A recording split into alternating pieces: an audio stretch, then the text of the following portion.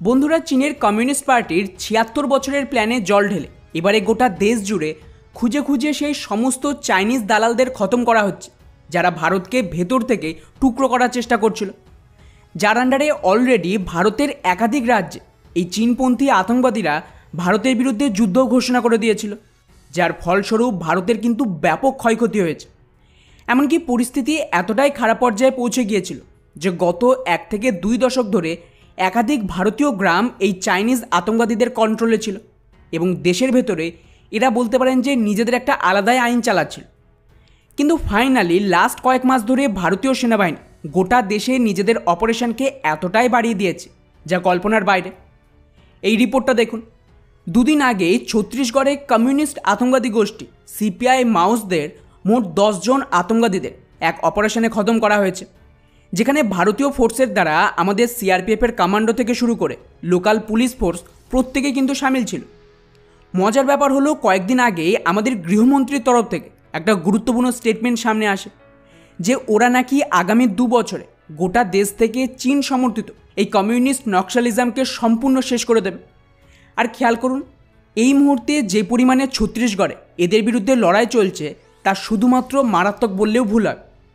কয়েকদিন আগে এই একই জায়গায় একসাথে ২৯ জনকে শেষ করা হয়েছিল, যা আজ পর্যন্ত সবচেয়ে বড় অ্যান্টি নক্সাল অপারেশন ছিল। আর তারপর এখন আরও ১০ জনকে শেষ করা হয়েছে, যার মধ্যে আবার ৩ জন মহিলা আতঙ্কবাদীও রয়েছে। রিপোর্ট অনুযায়ী গত ৪ মাসে মোট ৮০টা কমিউনিস্ট আতঙ্কবাদীকে এখানে না কেবল মারা হয়েছে, বরং তার সাথেই ১২৫ জনকে গ্রেপ্তার করা হয়েছে এবং ১৫০রও বেশি এখানে সারেন্ডার করে দিয়েছে যাতে ওরাও মারা না পড়ে। আর বন্ধুরা, এই অপারেশনের পর এখন টোটাল কেবলমাত্র ছত্তিশগড়েই ৯০-এর বেশি আতঙ্কবাদী মারা পড়ল, তা আবার মাত্র ৪ মাসে, যেটা একটা হিউজ নাম্বার। কিন্তু এখানেই শেষ নয়। গতকাল যে ধরনের রিপোর্ট সামনে এসেছে তাতে মানা হচ্ছে আরও বড় হামলার জন্য ভারতীয় ফোর্সেস নিজেদেরকে রেডি করছে। এই রিপোর্টটা দেখুন।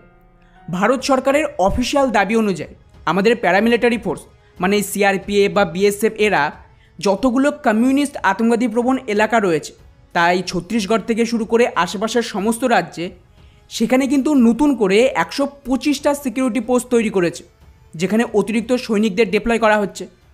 অর্থাৎ ক্লিয়ারলি এখানে আরও বড় লেভেলে কাউন্টার অপারেশন লঞ্চ হতে চলেছে, যা পুরনো সমস্ত রেকর্ডকে ভেঙে দেবে। ব্যাস, এই খবর সামনে আসতে না আসতেই ছত্তিশগড়ের বিজাপুরে আরও ১৬ জন কমিউনিস্ট আতঙ্কবাদী পুলিশের সামনে সারেন্ডার করে দিয়েছে।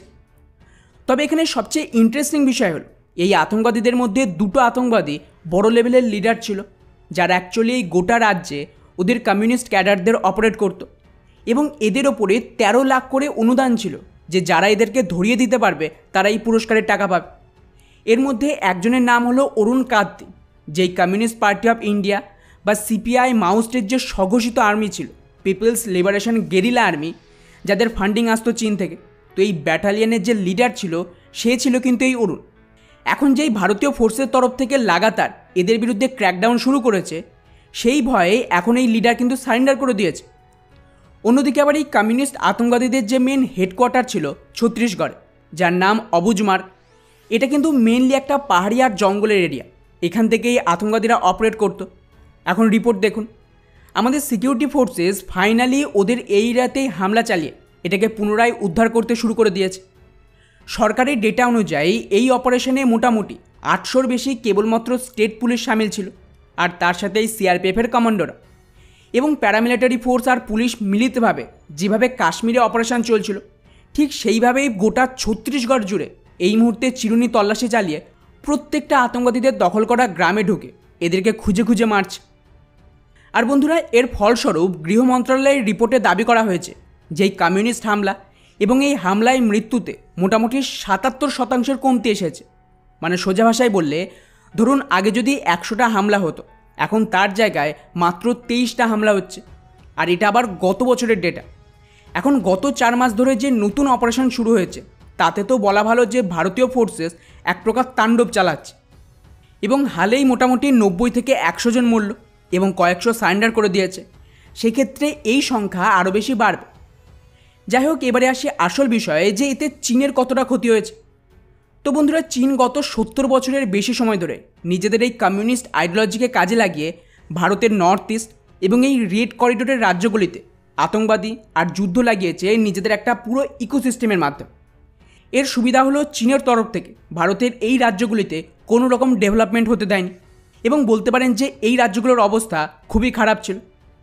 কিন্তু এখন যে গতিতে এই সমস্ত চীন সমর্থিত আতঙ্কবাদীদের খুঁজে খুঁজে মারা হচ্ছে, শয়ে শয়ে কমিউনিস্ট ক্যাডার সারেন্ডার করছে এবং কয়েকশো অ্যারেস্টও হয়েছে, তো সেই হিসেবে দেখলে চীনের এই পুরো ইনভেস্টমেন্ট এবং অ্যাসেটস সব কিছু বরবাদ হয়ে গেল। আর অন্যদিকে ভারত সরকারের যে ধরনের স্টেটমেন্ট, তাতে ওরা আগামী 2 বছরের টার্গেট রেখেছে এই পুরো অপারেশনের মাধ্যমে চাইনিজ আতঙ্কবাদকে খতম করা। সেক্ষেত্রে ভারতীয় ফোর্স লাগাতার এইভাবেই অ্যাগ্রেসিভ হামলা চালিয়ে গেলে আমার মনে হয় না যে 2 বছর সময়ও লাগবে। তার আগেই এই আতঙ্কবাদীদের হাত থেকে ভারত অনেকটাই মুক্ত হয়ে যাবে। বাকি ভারতের এই নতুন অপারেশনকে নিয়ে আপনাদের কি মনে হয় নিচে অবশ্যই কমেন্ট করে জানাবেন। জয় হিন্দ।